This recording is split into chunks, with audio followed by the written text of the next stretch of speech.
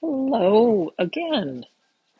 It's Atlas, our buddy Atlas. He's been doing great. I think it's been a week and change, maybe. He's doing really well, coming along.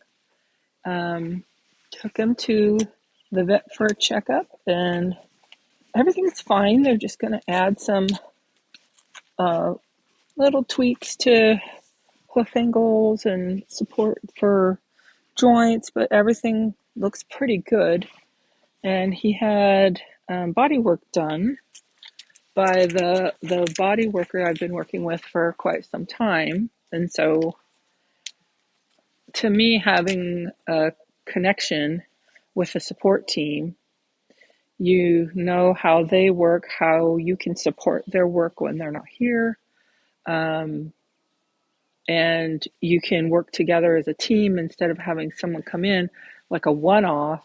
And there may be benefit, but there's no continuing support afterwards because you don't really have a relationship like do these stretches, try these things, be aware of this, watch out for that.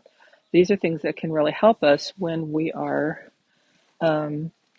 when we are trying to support a horse, especially one that is a sport horse at this horse's level.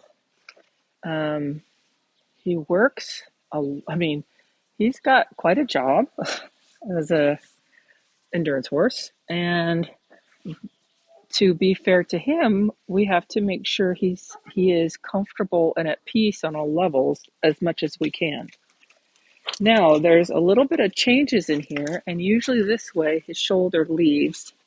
So I have to remind him that I want his shoulder to stay.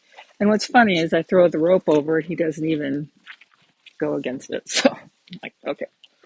So usually I don't have this door open, and I have a ladder back here because I'm fixing some stuff over in this corner. And anytime there's a change, this guy's quite sensitive. So I'm going to have him take a look.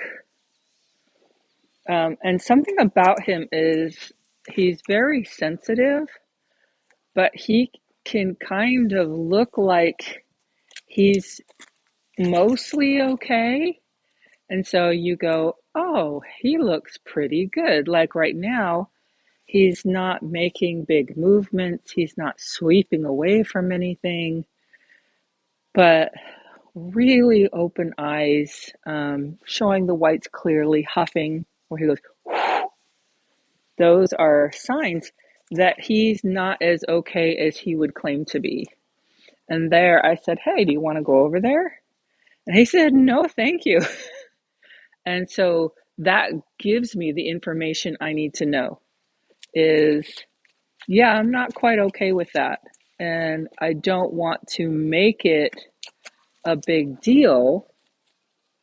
I don't want to push him and have him go, oh, great. They're not even going to listen to me when I'm honest.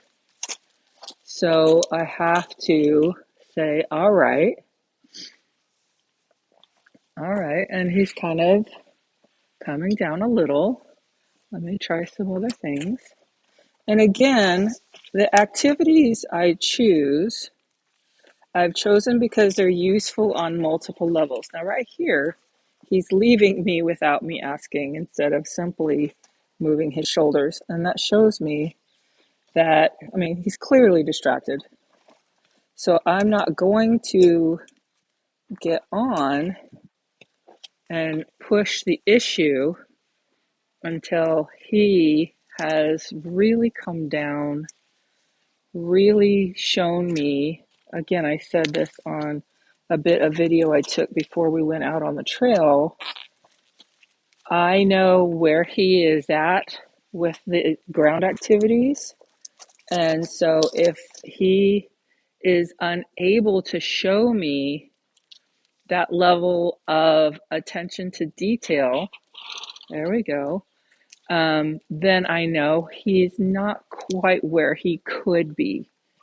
Now, I could choose to get on and see what happens, but But with him, the whole idea is to help him process, help him be upfront with how he's feeling, for me to listen to him, and then for him to realize that there's a pathway to feeling less anxious. And the more times he finds that pathway, the easier it is for him to go from concerned, right there, we passed a little bit of a threshold, um, to go from concerned to not so concerned. That's what we're working on. There's a lot of ways to do it. Um, and, it really depends on, I mean, this these ideas that I've put together have come from a lot of places, and they can look very familiar. Oh, the ladder, he says. Oh, golly, I don't like the ladder. So I'm going to see if I can get to a place where he's more comfortable. Whoa, and go about working on this. Right there, right here, there. Now I'm going to keep working on this until he shows me that these changes are okay with him. Then I'll go ahead and get on.